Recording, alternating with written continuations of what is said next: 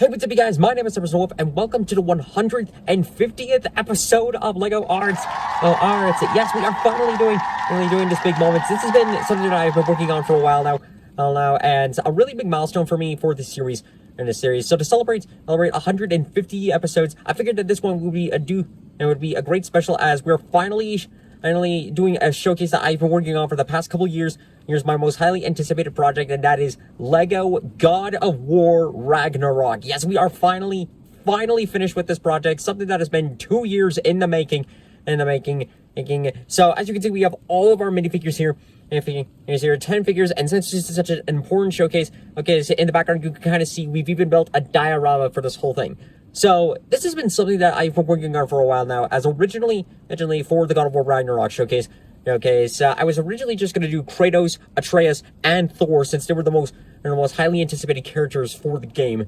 But as we got more and more screenshots and more hype kept building up for this game, I decided to push it back a bit and build some more characters.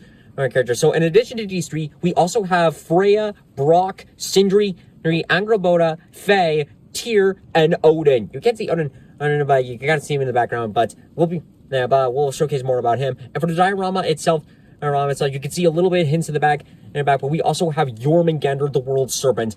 And this has overall been a long time in the works, as I've had to push this back for a while, all the way until after the game was released. Because since I was doing so many characters, I wanted to get in as many good references as I could for each and every character. Like it was difficult from the regular trailer on getting references for just Kratos and Atreus, and I had to wait, especially after the game, to get plenty more references on Thor. But once the game was released, and we finally got the roster of characters we wanted to make, I got to work, and after a long time on working, sculpting, painting, just doing all the work I can for the showcase, we're finally ready to showcase this off, and I'm so excited to show it to you guys. So as you guys know the drill, we're going to take these minifigures one at a time to review them, explain the process while we're this route, and then go from there. So without further ado, let's get the pedestal out and get the showcase on the road.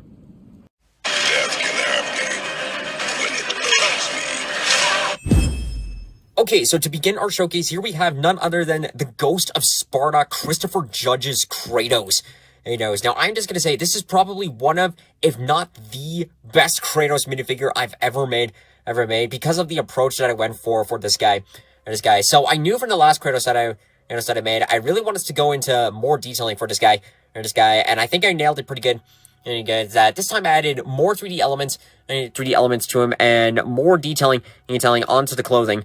So for the 3D elements, I actually did the sculpting first. For the body, I used a spare Woody minifigure for the extended arms and the extended legs, and it was actually a good idea because it really gave me more of an advantage to add on some of the more sculpting work and a lot more room to add in some detailing. So I first added that on with the same approach to how I did the Zack Snyder Justice League showcase for Superman and Aquaman. And I also decided to sculpt on his beard this time, which I think turned out pretty good. I did have to use a hairpiece to measure out a little bit to get the right shape and everything, but it turned out pretty good. For the head, I used a spare, like, I think it was either Lex Luthor head or one of the old, like, Loki minifigure heads from the old Avenger sets. But I used that as I felt that was like a good, stern expression for Kratos. I painted over the head and the torso in white, and then carefully painted on the red body tattoo that goes all the way from his head and continues on to the back, which you can see a little bit there. It turned out pretty good. I did make this one before I did the later version of Kratos, the Greek version of Kratos. So that's probably why, like, it doesn't look quite as clean, but I still love it as it looks really cool. For some of the other sculpting work that I did, I sculpted on, like, the muscles that you could see more on this arm, and there is some sculpting work on this one, but it's covered up with the tape.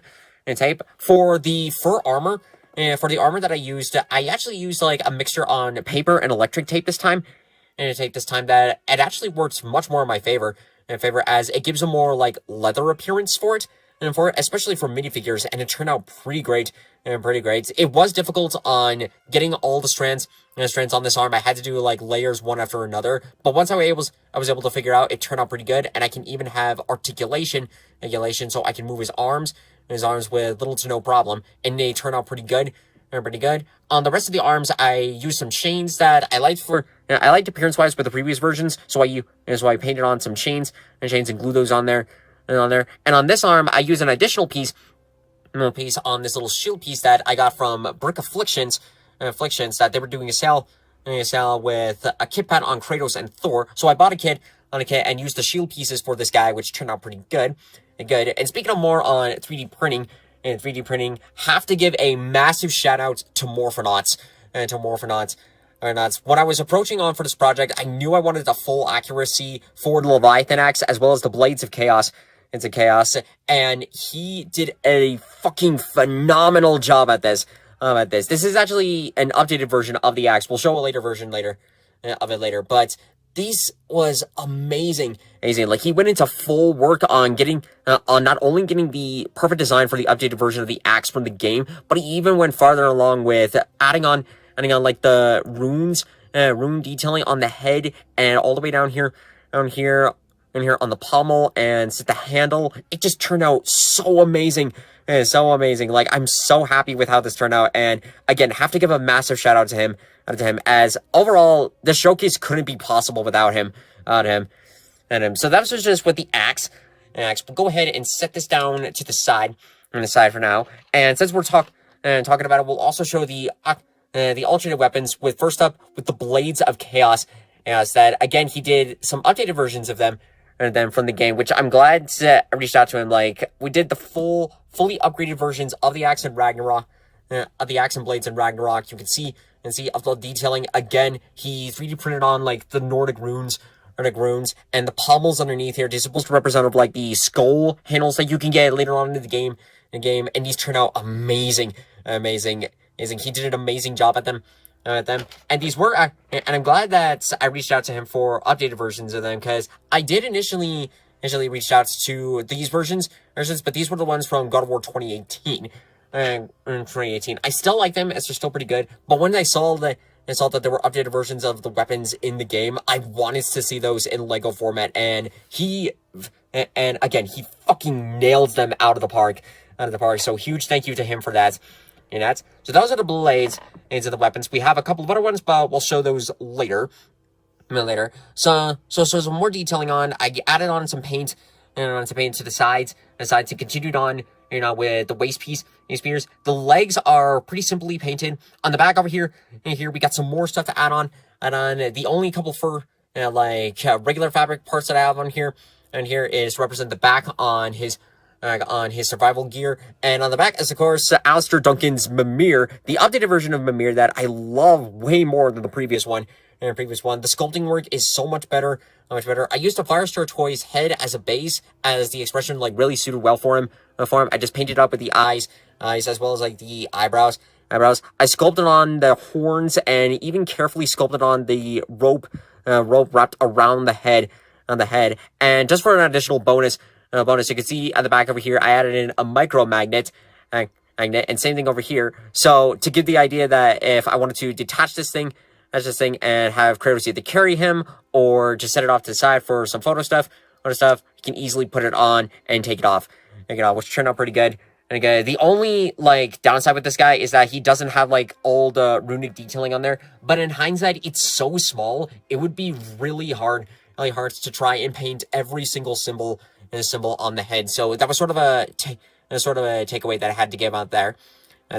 And moving on further in the back, you can see some more detailing. He's got a little pouch in the back, his hunting knife, and at the back is of course a little clip-on. So if I wanted to, I can clip on with the axe, and he can carry it around. I liked this design that I took on with the other Kratos, so I wanted to carry that on here. The only downside is there's not a way that I could fit the Blades of Chaos on the back. It would look super clunky.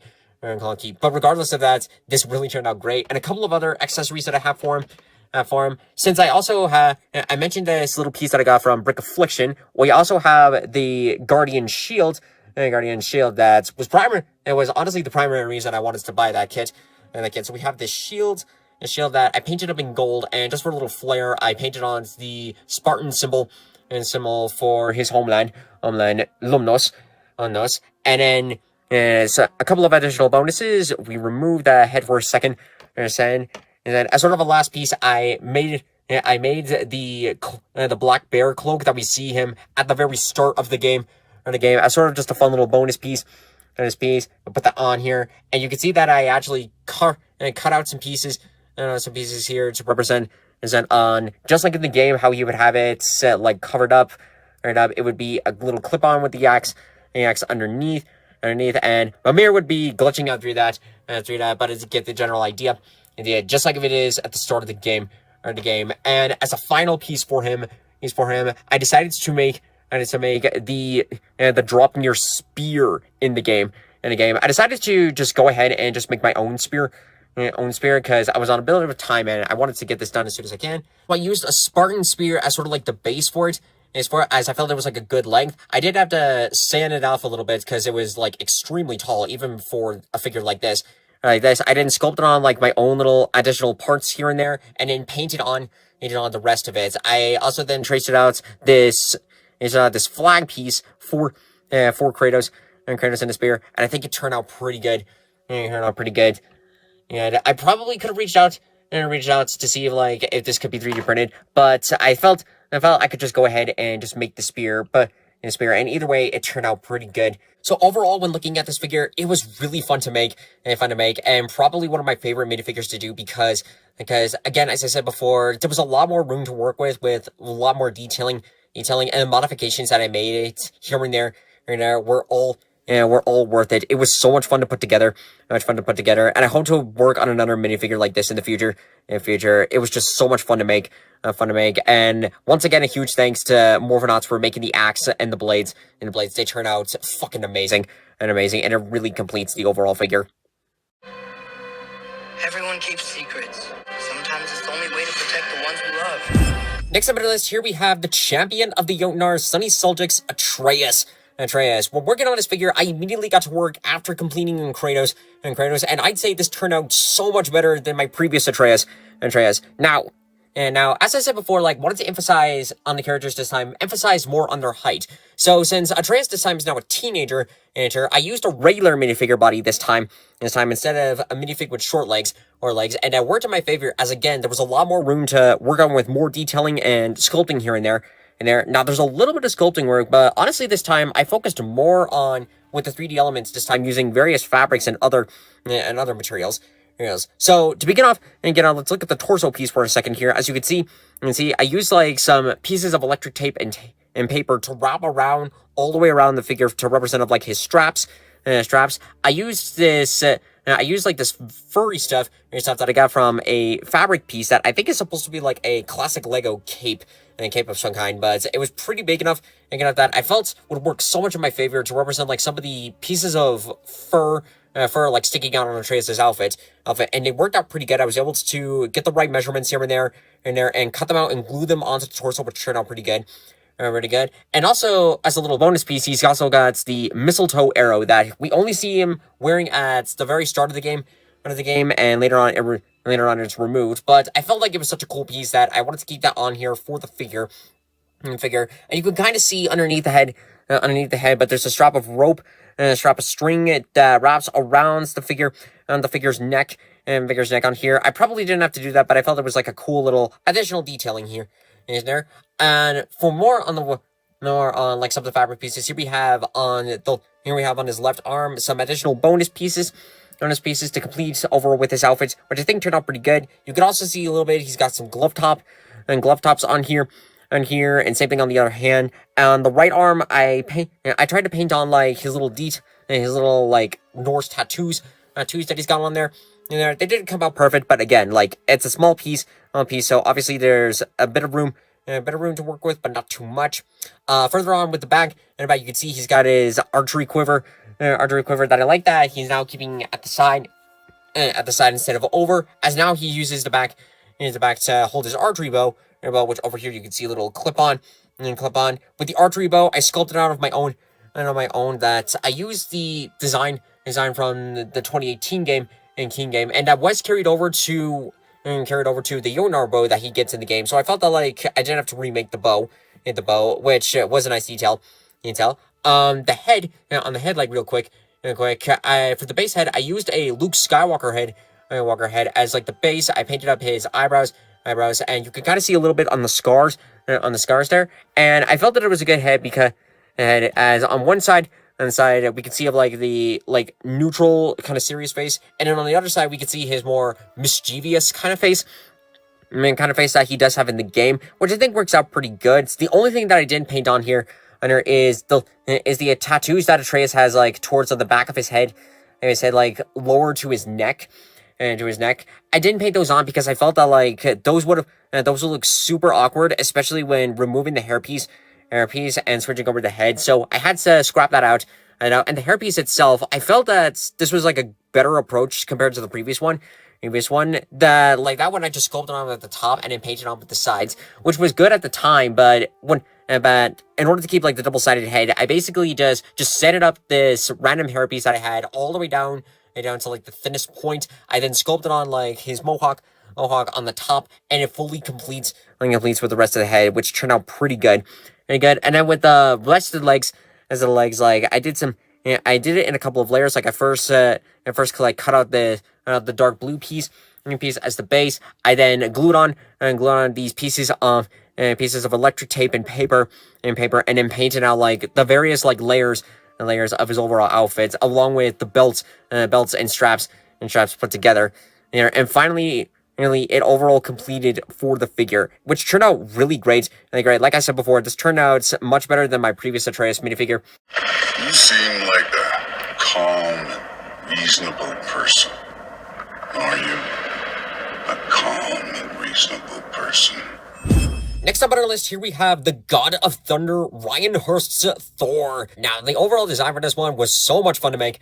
As I knew Thor was definitely a character. I had to wait until after the game was released, as we didn't get really any visuals on Thor except for one promo poster, as well as like a singular screenshot of him during like a clash with Kratos during one of the later trailers. But once the game was released, I was able to go back and look at as many screenshots and references as I could find to get the overall idea on how Thor would be. And Thor appears in the game, and was able to go back and translate on that for Lego format. Now, since it was emphasized on heights at this time, initially he was going to be a regular minifigure, as in the mythology, Thor is described as being like a short character. But in Ragnarok, however, the man is a foot, maybe 2 feet taller than Kratos. So I had to go back and fix that. I thankfully wasn't too far into the process for him, so it was able to work out. Now, some of the sculpting that I did was I sculpted on around with the torso and even underneath to give it that little extra height, and also sculpted on with his arms. And wrapped those around with electric tape to represent like some of the armor pieces that he has here and there. And I carried that the shoulder armor like around with the torso and carried it over to the back. It was more difficult to find some references behind. And it says behind, so I worked with what I could. I then went back and painted on with like some of the detailing on like his tattoos on his face, as well as like the chest, his chest and stomach. They're not as detailed because the biggest problem with him, problem with Thor and even a couple of other characters later on, is that they have like very precise tattoos, like very precise and detailed tattoos, and they're so tiny that even with the push pin, there was no way I was able to paint every single tattoo over the body. So I had to basically just improvise a little bit as to how that would look like. And honestly, from a distance, it actually looks okay. So I won't be myself too much about that. Now focusing on with the head and the hairpiece, this custom hairpiece I got from the God of War Ragnarök pack that I got from Brok Affliction, which turned out pretty good. And this was actually a later headpiece that I used, because initially I was going to use a headpiece like this. Headpiece that I got this hairpiece from Farstar Toys. I sanded off the beard a little bit and sculpted on a little bit of my own. And same thing I added on to the back, on the back of the hair, and even sculpted up a little bit of the beard outward a little bit, so that way when fitting on to the figure that the beard wouldn't compromise anything and nothing would break. But honestly, when looking at this custom mold piece from Brok Affliction, I felt the need to go ahead with this one, and it turned out pretty great. And it grades. I really love it. And for further on with some more sculpting work, like most of it was just more additional additional like electric tape to represent the waist piece, as well as additional couple of minor pieces representative like the loose belts here and there. And the biggest takeaway that I gotta give is with Mjolnir. Again, thank you to Morphonaunts for making this thing. And you can't really see it too much, but honestly, when he made the hammer, he put on a hell of a lot more detailing onto this thing. Even though it couldn't all be visualized, what it was like printed off through the 3D printer, the amount of detailing he put onto this is fucking amazing. Amazing. So this was definitely something that I want us to incorporate on for Thor. And this just turned out so great. And so great and so awesome. And as a bonus, as you can see, he does have articulation on with the arms, especially the left one, so that way he can lift Mjolnir and throw it, a little bit of articulation with the legs. The legs, like same thing with Kratos, and Kratos like pretty easy to paint on, just needed to add some minor detailing and some base paint here and there. And overall, this turned out really amazing. The gods of these realms don't take kindly to outsiders. When they find you, they'll make things difficult. Next up here we have the Witch of the Woods and the Queen of the Valkyries, Daniela Bisudi's Freya. So definitely for this figure, it definitely took a bit of a harder approach for this one. As again, I had to wait until after the game was released, but even then, it was really hard of actually getting like good enough angles to like get the overall design of the character, especially from behind. But once I was able to figure that out, it came down to the process of how to paint this figure. So one of the first objectives that I had to do was figure out for her hairpiece, because her hair design is made in such a way that there isn't a Lego piece out there that would have worked. I considered of maybe doing like the classic princess hairpiece and just sculpting on a little bit more work on that one, but I felt that like that wouldn't work quite as well. So I reached out to Titan King and to see if he could make a hairpiece for this character. And for this character, another one we'll see a little bit later here. And in addition to that, he also made Freya's cape piece as, again, with that one that I thought about making on my own, but it's so detailed, it would have been extremely difficult to pull off. Now for the head design, this is actually a dual molded head that, as you can see on the front, she's got her aggressive face, and then from behind, we can see her more like caring and neutral face that suits very well for Freya in both God of War Ragnarök as well as God of War 2018. So it was a nice way, as sort of like an additional approach for them during this one. Now, as a little bonus part for this figure, she's actually got slightly extended arms and legs that I got a while back from Venom. Like I think I got that last year when I was in preparation for this one, but I had it in storage for a while and decided to bust it out to just give the characters a little bit more height. It's not too tall, like in comparison, if we were to compare it with Atreus, for example, you could kind of see that the legs match up a little bit, but with the additional height, it does make the torso comparison, like it does make like Freya's slightly taller than Atreus, which was what I was kind of going for, again, to emphasize a little bit more on character's height for this one, and thought that would have been a cool addition to give some more room for Freya, which definitely paid off well, when painting on with her arms and painting on again with the tattoos. They were originally like so precise. I had to work with what I got when doing that one. And honestly, on the back, I had considered on painting some more details on the back, but since it's pretty much always covered up with this cape piece, I figured that I'd just save myself some time and just paint it on blank, and just focus more on the cape, especially since I can't remove it. It's glued on to the back, which saved me some time. And finally, some additional pieces, like she's got the sword piece, or a piece that it's just a regular sword, since she mostly just wields this one, as well as another one from the game that I felt suited pretty well for it. And then with some minor stuff, I added on like some glove tops. All these characters have glove tops. I felt that was a cool additional bonus for them, and it turned out pretty well.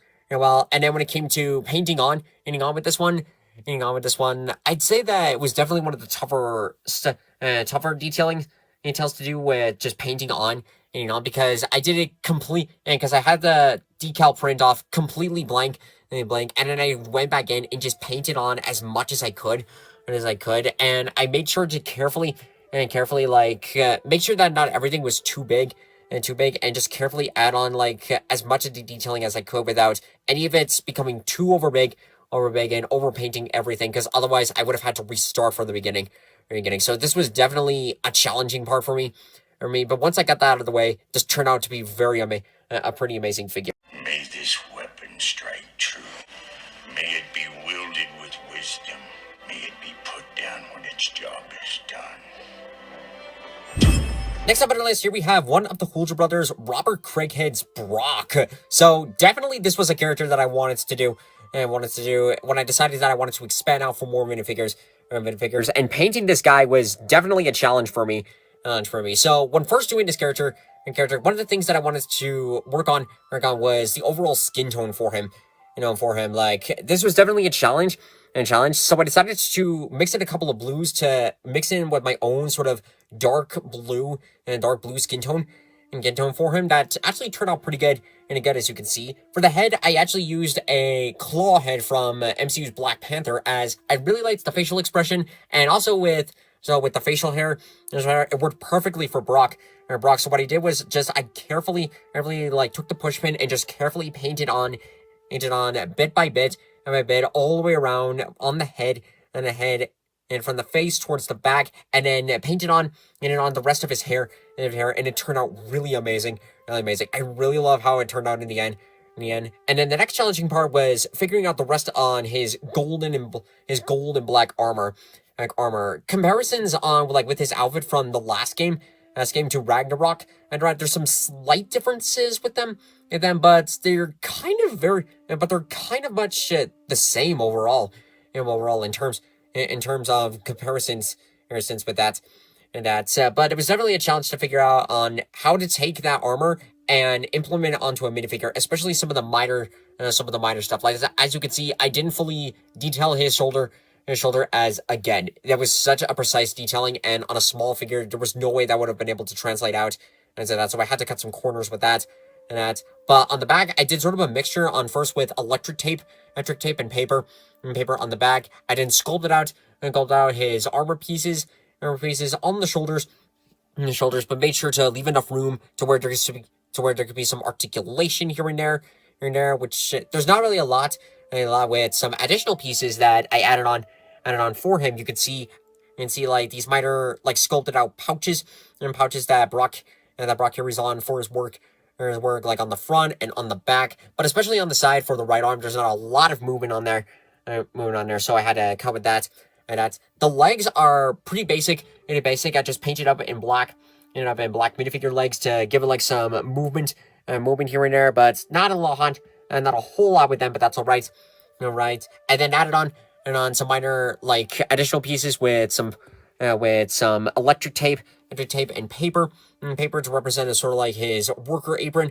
I then went back and did the minor detailing, as you can see, with the dark gray and the silver buttons to give the overall look, which turned out good in the end. And like, it was a lot of fun to make with this figure. I'm surprised I didn't do a Brok figure beforehand. I guess it was more focused on just doing Kratos and Atreus, that I didn't consider doing other characters. But I'm glad I decided to do Brok for this one, especially by the end of the game when we lose him. Mind if I give you the best advice you've heard all day?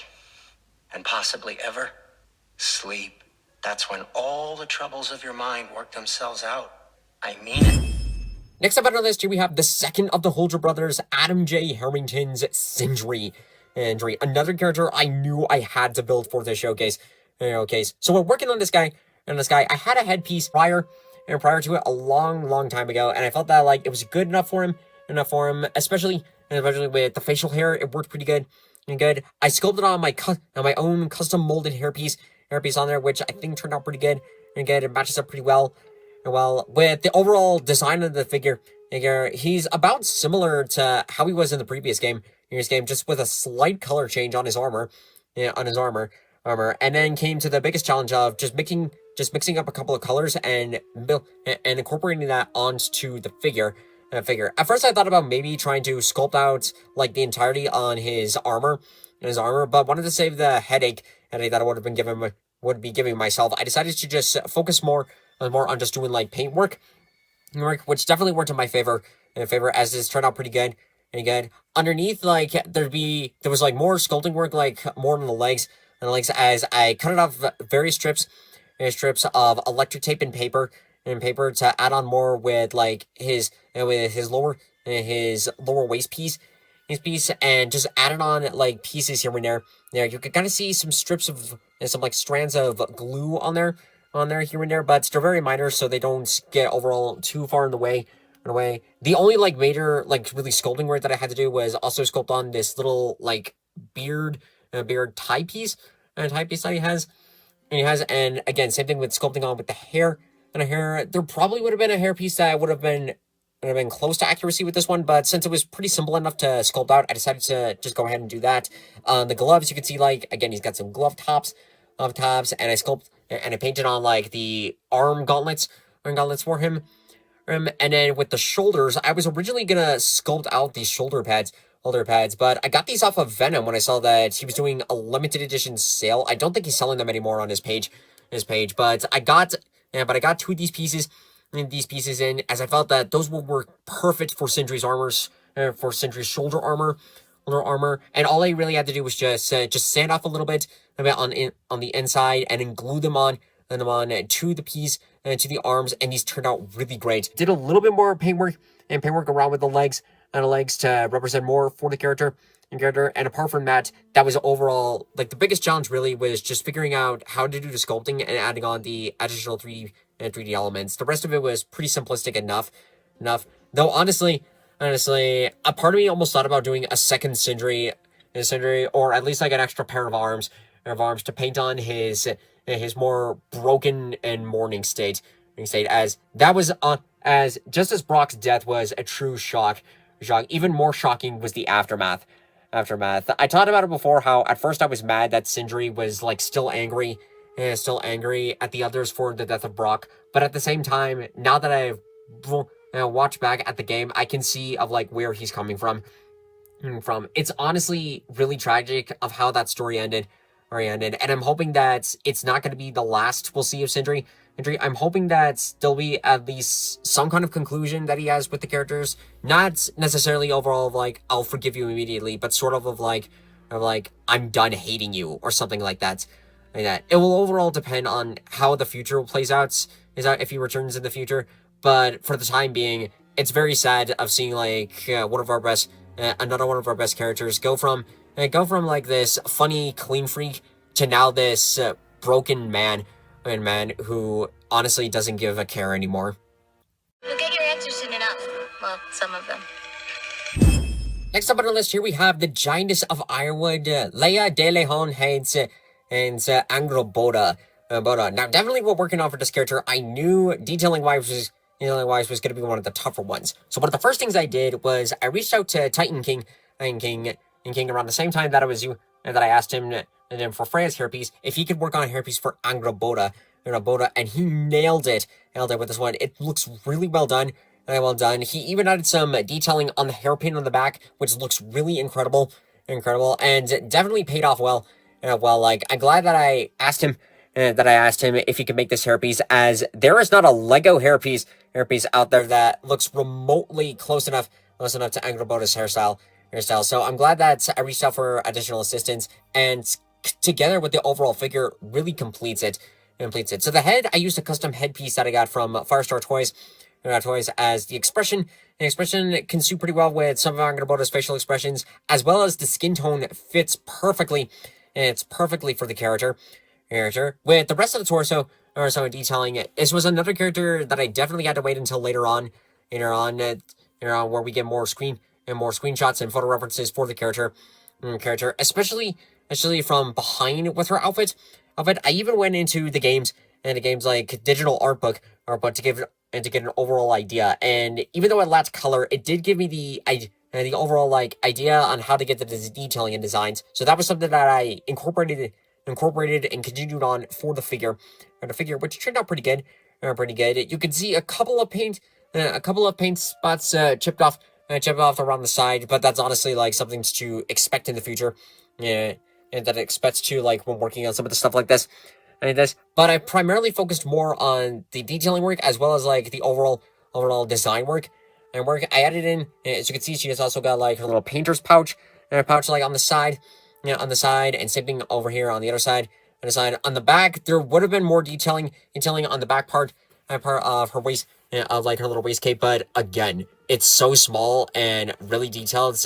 I wasn't able to paint every single detail on there. Just mostly primarily focus on the general idea for it, but it still turned out pretty good. Pretty good. I then painted up with, I first painted up with the legs first before adding on the electric tape skirt, and I then like went back in with some scissors and sort of like just chipped off pieces here and there. In a sense, it does look a little bit tattered, is not too much, but definitely to give enough of an idea of like living in the woods kind of look to it, but it still turned out pretty good. And these strands of like the like sandy green sort of representative like the belt straps that were wrapped around for her, as that was much easier to do than attempting to just cut out extremely tiny pieces of tape and then putting those on there. That would have just given me a major headache. So I definitely like wanted to avoid that and then keep that on there. And then with the rest of the torso detailing, it was pretty simplistic enough to do. Just get the right colorations in there. I mixed in sort of like my own aqua turquoise kind of blue for the overall base coloration for Angrboda's design, which turned out pretty nicely done. I'd say it turned out pretty good. And then with some of the gold pieces, and even metal pieces here and there, I added those on like afterwards with the base painting, which turned out all right. These gold strands on like her forearm and also on her face represent of like the gold face paints that we see her have in the game. They look a little messy, but since especially on the head, they're mostly covered up with the hairpiece. It's still like represents of what's the general idea supposed to be. So that still turned out pretty good. Overall, with the final results, it was just really fun of making this character. I know you, God Killer. Next up on our list here, we have the Norse god of war, Ben Prendergast's Tyr. If I'm gonna be honest, this turned into a character that I questioned if I wanted to finish it. When we first saw the promo stuff for God of War Ragnarök, I immediately was excited for it, and I thought that like, okay, we can build Tyr's minifigure, we can build the figure for him. So I got to work on building up for this minifigure, and then when we actually played the game, we found out not only was Odin posing as Tyr the whole time, but the real Tyr was found to be in an Asgardian prison that you don't find until after you finish the game. So honestly, at that point, I actually questioned of like, do I want to finish this character? But looking back at it, I realized I'd already done a lot of detailing work into it, specifically extending his arms and legs to a weird-ass heights, that when I looked at it, there is not another character that I can think of off the top of my head that would come remotely to looking something like that. So honestly, just out of pure like, fuck it, let's finish it. I just basically finished up the rest of the figure. So this turned into a figure that was excited to begin with, but then at the end I felt like, I'm not going to use this thing for anything else, so I might as well just go ahead and finish it. Anyway, though, the detailing work that I did was, this one probably had some of the weirdest sculpting, because like I said that I extended his arms and legs, because originally this was based off of a Thor story minifigure, so already he was a tall character, but I decided to extend it more because he's way, way taller than Kratos, and Kratos, I think, slightly taller than Thor. Maybe they're about the same height, but I basically extended the legs, and you can kind of see I added some clay underneath the legs, underneath with the torso, and same thing with the legs to really make this like one of the tallest figures that I've built. It looks kind of weird, but it does give off the idea of like, this is a tall man. He's supposed to be part Jotun, I believe. So we really added more into that. With the headpiece, I just used like just a simple minifigure head. I painted it with the eyes and eyebrows, and painted on with this little tattoo. Hey, the hairpiece is like the same design that they used for Jason Momoa, as I felt that was a good like long shaggy hair for him. I sculpted on his beard and painted on primarily a base brown for this weird vest chest thing that he wears all the time, and also just drew in some detailing on like the various like fabrics that are sort of like just layered on one another, and they're including on painting on this belt piece, and a couple of other additional like minor detail stuff here and there. And with this arm, it was pretty easy to do on just painting on with the wristband, And looking back at it, actually, this is the only minifigure that's... Actually, no. I don't think Odin has any either, but he doesn't have any glove tops on this one. I felt that was a good enough for it. And then on this arm, again, this is supposed to be, like, way more detailed with all the various, like, symbols that we see him on this arm that I'm pretty sure this is also the same arm that Garm chewed off. They never clarified which one it was. But I did the best I could with the minor detailing on the various symbols that he has on there. It's not perfect, but it does give off the overall idea of what it's supposed to look like. And then with the legs, just painted them in various greens and sculpted them on there. It was a bit tricky on adding in the extra clay while making sure that the legs wouldn't break off completely while also maintaining the height. And otherwise, it would have been lopsided a little bit. So that was a bit of a challenge, but I figured it out in the end. And even though this started out as a figure of, like, it's a bit of a roller coaster. It started out as a figure of, like, I was excited for, and then by the end of the game, when we find out who he really was, I felt just pure spite of, like, fine, I'll finish it. But at the end of the day, this did turn out as a good figure, so I'll at least give credit to that. But definitely in the future, I want to figure out overall, like, officially, who do I want to make, and do I really want to go ahead for it? To grieve deeply is to have loved fully. Open your heart to the world as you have opened it to me, and you will find every reason to keep living in it. Next up on our list here we have the Guardian of Jotunheim and La Faye the Just, Deborah Ann Wool's Faye. I'm gonna be honest, this was definitely a character I was not expecting to do, but definitely wanted to work on. Even though this is a character that we only seen briefly in the game, we only get flashbacks of her. The fact that we even get to see this character, and in the previous game, the whole quest was about sending her ashes on the highest peak in all the realms. I felt that this was a minifigure that I had to build, and was so worth it. Yeah, so worth it. Like, I'm really happy with how this turned out. So with the overall design for the character was probably some of the more simple painting work that I had to do, as it was primarily just some of the simple stuff on just doing, like, the base yellow for the torso, and mostly some of the paintwork mostly just went into, like, the arm, especially, like, the left arm, and some minor detailing stuff, like, on the back and the lower waist part. As you can see, like, some various strips on electric tape and paper were cut out and glued on there. I made sure to sort of, like, keep it with the height difference again. Like, I also this was another set that I used for the extended arms and legs. The legs that I got from Venom. I also used the glove tops. The glove tops I think I got from Nate's Minifigs, which turned out pretty good. And with the overall detailing work that I put into it was pretty good. As you can see, she's holding the Leviathan axe. This was actually the first Leviathan axe that Morphonaunts created when initially I was going for the God of War 2018 designs.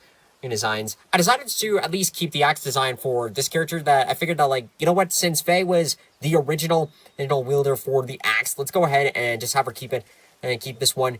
And plus, since I'd already painted and detailed it, I felt it was worth it to show it off for this one.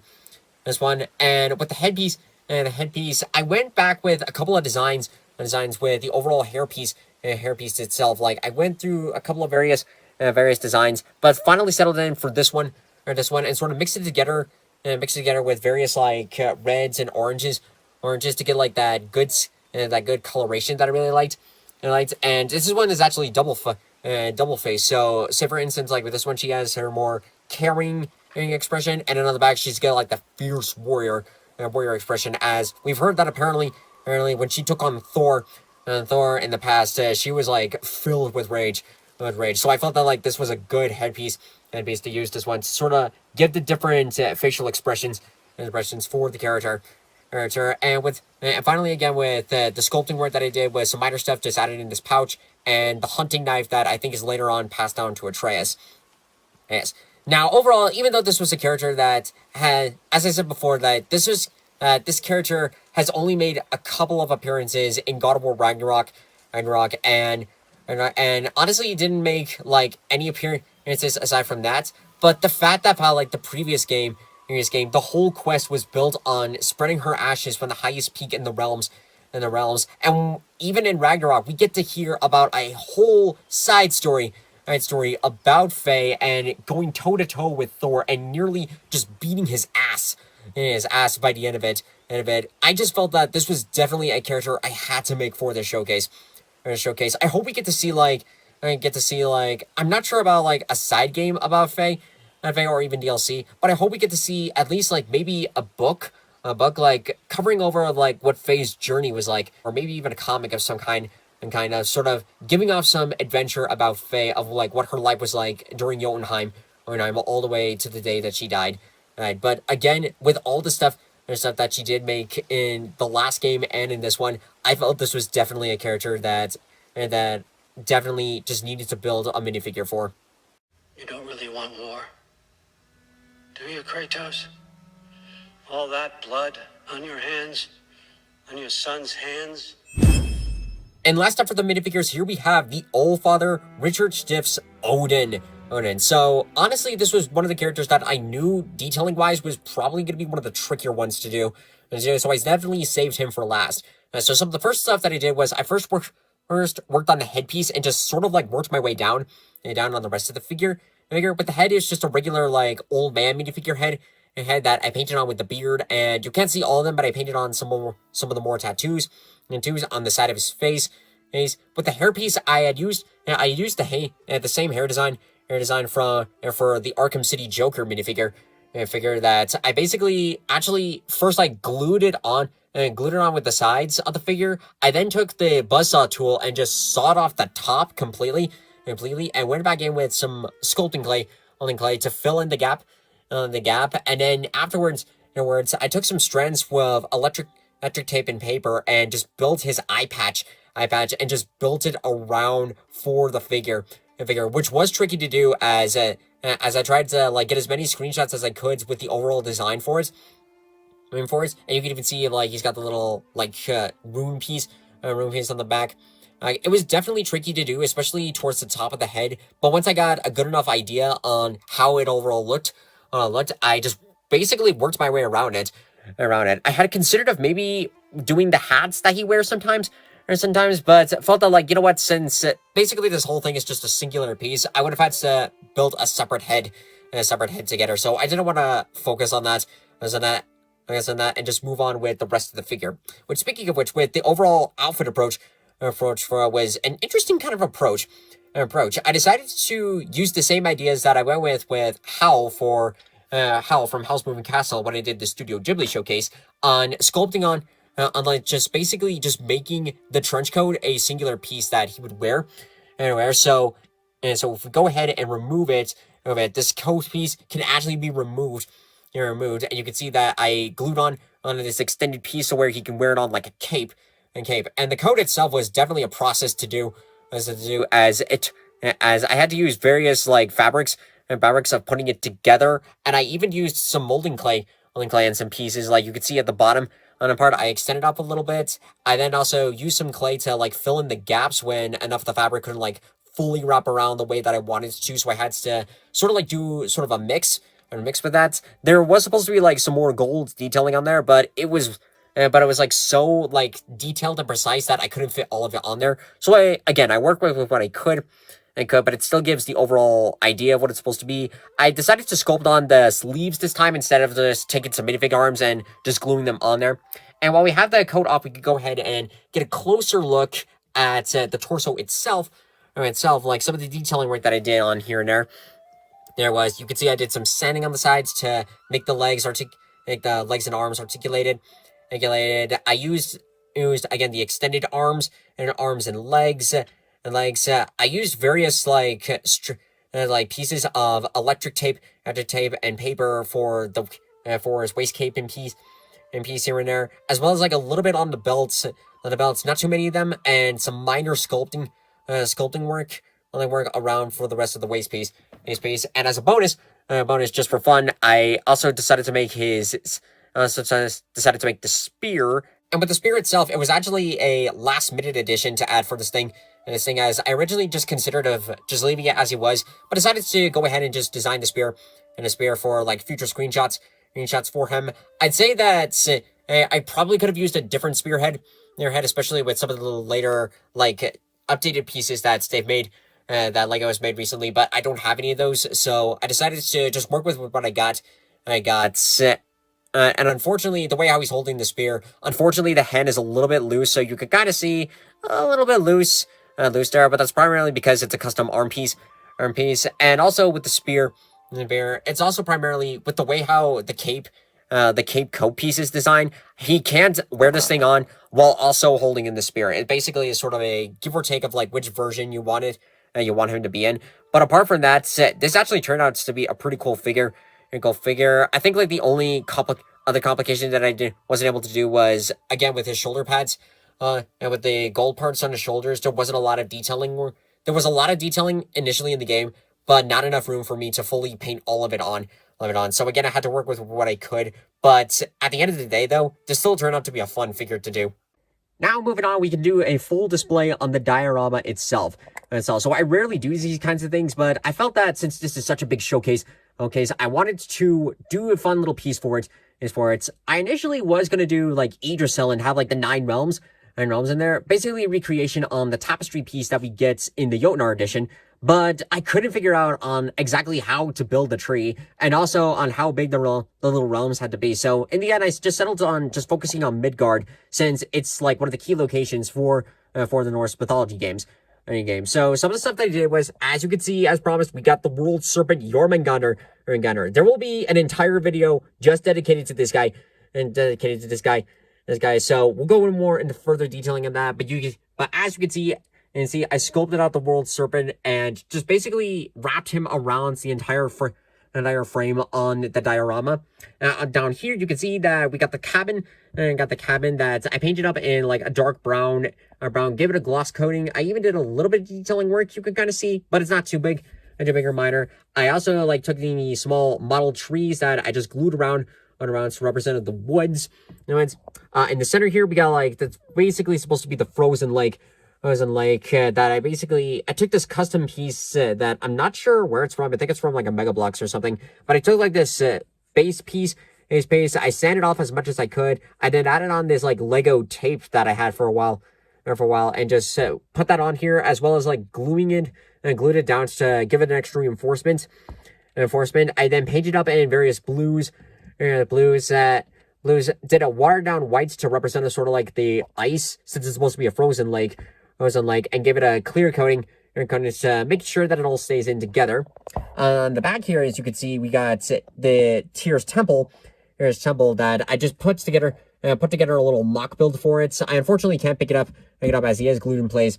But I basically just took a regular minifigure torso or so. I grabbed like the extended arms and a custom like helmet piece I think I got from Brick Warriors, as well as the shield and the spear, and just build it all together, and then did various layers of golds to give the representation on like the golden temple.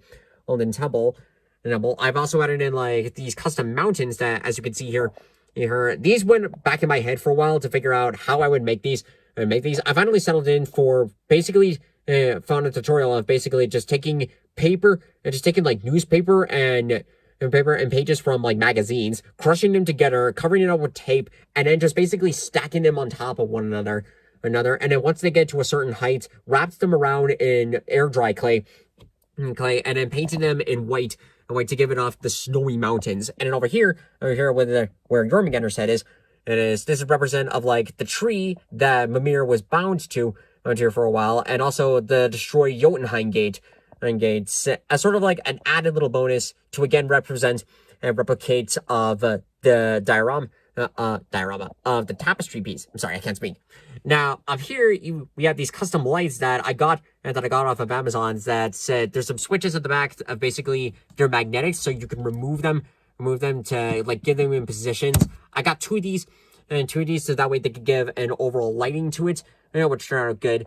And of course, like it's already, you can already guess it, but the box that I used for this, I had used the Jotnar edition box for the set, as I felt this box was just so cool.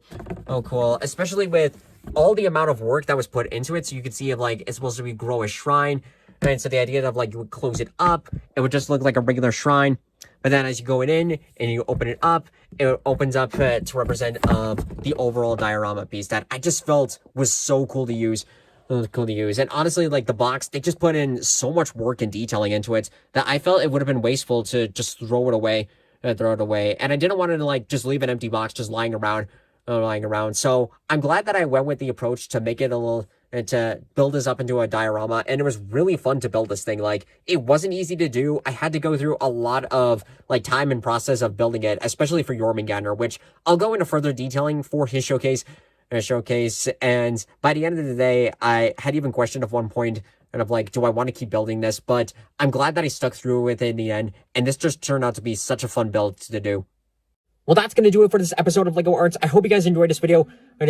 This was such a fun project to do. I'm really happy with how this turned out. I would have been fine initially had I just done like Kratos, Atreus, and Thor as originally planned, but I'm really glad that I expanded out to adding in all these other characters. It was so much fun to build. If you are curious though, what about some of the other characters like Ratatoskr, Dorlin, Thrud, Sif, Hildisvini, pretty much the entire rest of the God of War Ragnarok cast? I honestly had to limit myself to how many characters I wanted to make. I had an idea of maybe doing Ratatoskr, but I really don't know how to approach that character in general. I don't know if whether or not to do like a short minifigure, like a regular size, or to even do a baby minifigure. Had I gone with the baby minifigure route, I would have had to seek out with help on that one because his outfit is so detailed and designed that I genuinely have no idea how to approach that for that character. I did originally had a plan to do like Dorlin after the promo posters were released after the first trailer, but when I played the game and I saw that he only realistically had kind of a minor role, and a role generally, like only a few moments where he helped us, and otherwise just kind of just stayed out of the story. I didn't feel the need of like to build a figure. So thankfully, I didn't have to run into a situation with Tier 4 like, well, I've already built this figure as much as I could. I might as well finish the rest of it.